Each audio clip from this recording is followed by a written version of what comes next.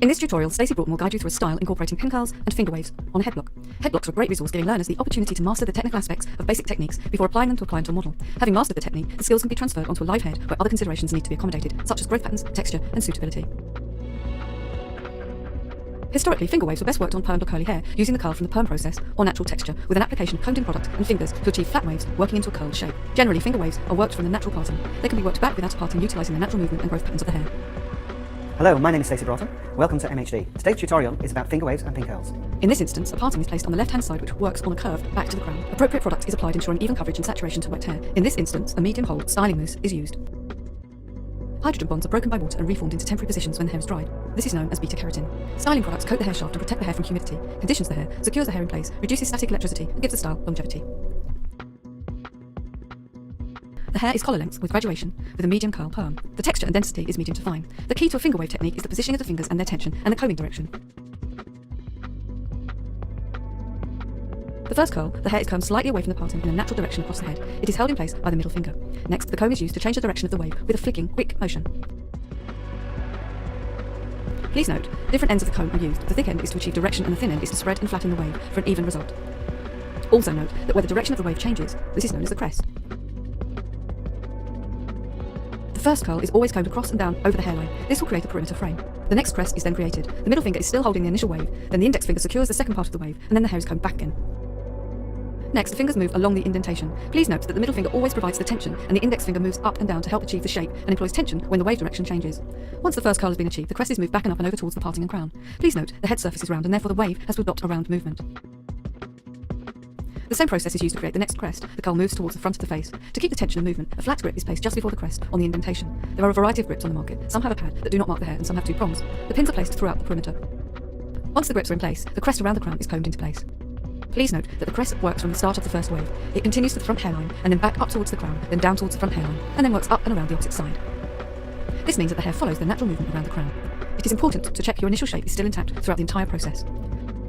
This process is continued following the crest around the head using adequate tension and even proportion in the wave. Flat clips are added where needed.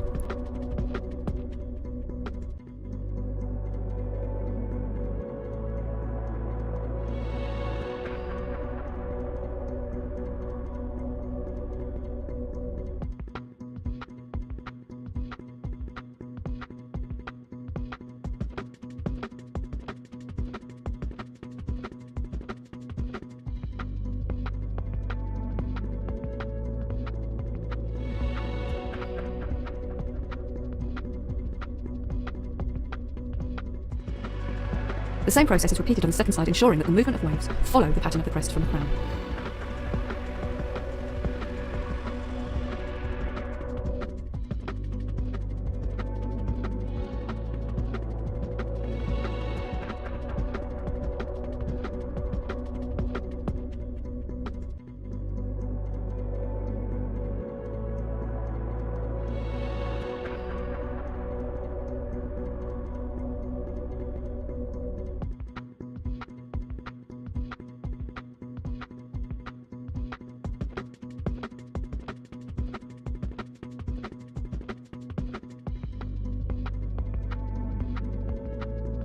The waves are worked just below the temple on both sides evenly.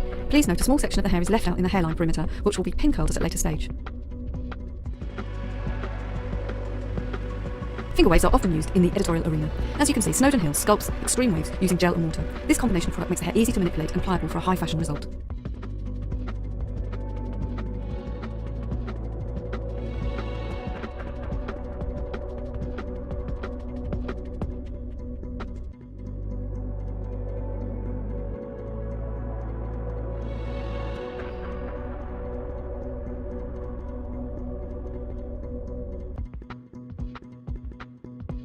The perimeter hair is then pin curled. A variety of pin curls can be used. In this instance, a combination of flat barrel curls and clock sprung curls are used. A flat barrel curl is used to create flat movement that lies close to the head and is wound from roots to ends. A clock sprung curl has a closed centre, creating a light curl on the ends and loose movement near the root. Alternative pin curls are a flat barrel curl with ends placed outside for a loose curl with reduced movement in the ends. A half stand barrel curl for a large loopy result can be used with reduced movement at the root. This is not a full curl. The long stem pin curl sits off the base for a flatter result with no root lift. Sculpture curls sit off the base and are pinned or taped into place for a very soft movement. A small section of hair is divided using a comb. This is placed between the middle and index fingers to secure, and is combed through from roots to ends. Appropriate product is placed and combed into the hair. A grip is placed at the root area to create tension. The middle finger on one hand is placed at the bottom of the hair, which is then wrapped around that finger. The other middle finger is then placed on top of the first finger, and then they roll around each other all the way up to the root. This curl is then secured with a grip.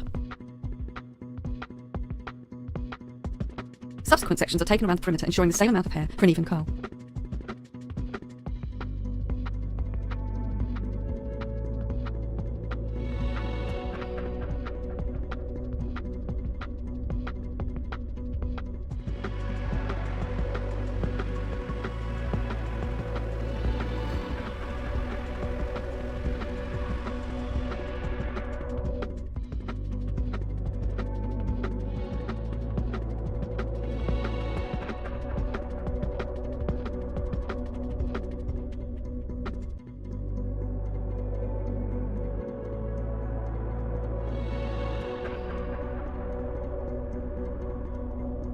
Once the perimeter over the top of the ears is finished, the hairline in the back is worked with a clock sprung curl. This curl is wound in the fingers without a central hole and is started in the centre back. This is then secured with a grip. This process is continued throughout the neck perimeter up towards the back of the ear.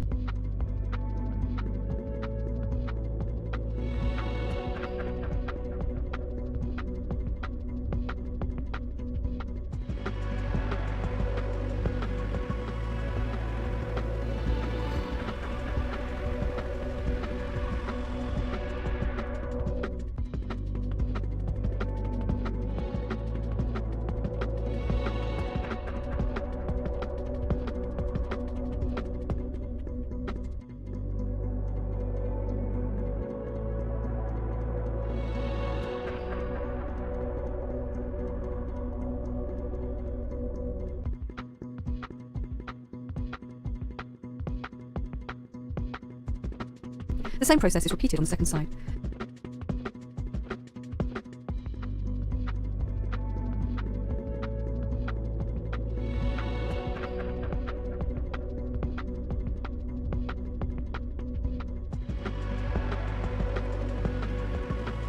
The hair is dried using either a hood dryer or a sock.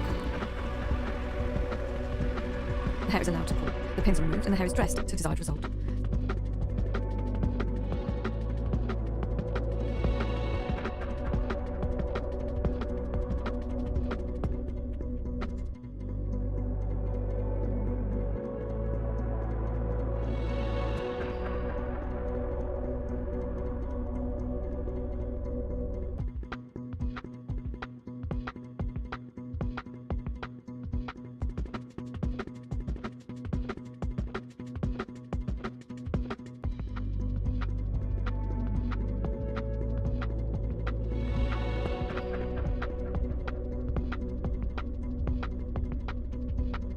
This is the finished look, and as you can see when I dressed the hair out is that I started on the perimeter and worked my way upwards. This way we build up a triangular shape.